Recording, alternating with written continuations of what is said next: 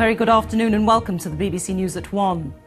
Doctors, teachers and former police officers are among 660 suspected paedophiles who've been arrested in what's been called the biggest UK police operation of its type. The National Crime Agency spent 6 months pursuing people who were viewing child abuse images online.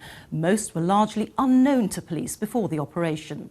Well, our Home Affairs correspondent Tom Simons is at the NCA headquarters in central London for us now. Tom.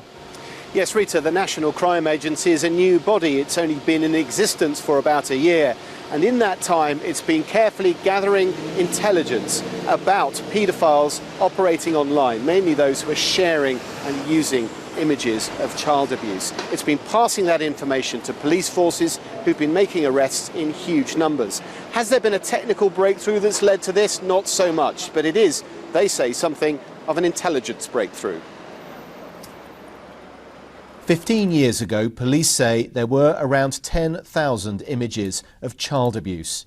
Now there are tens of millions. Senior officers say they're profoundly disappointed by the scale of it, appalled by what it says about human nature, but pleased with today's results. In total, this operation resulted in 660 arrests in the UK, of which only 39 were previously known sex offenders. 431 children have either been protected from potential abuse or what the NCA describes as safeguarded from actual harm. 833 buildings have been raided and searched.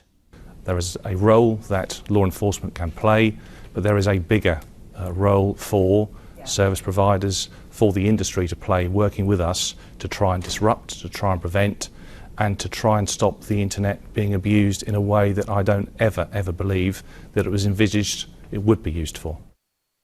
Officials are reluctant to discuss their methods, but they suggested today they are increasingly able to track criminals not just on the open internet, but also the so-called dark web, created by the use of special software which hides the paths data takes as it travels around the world. And yet again they talk of the Savile effect, the way in which detecting abuse in the past has led to more recent victims coming forward and reporting what's being done to them right now.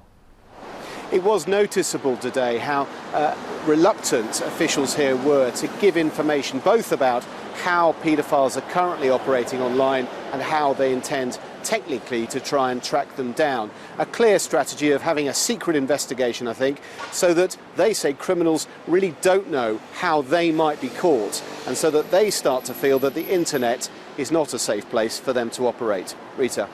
OK, Tom, thank you very much.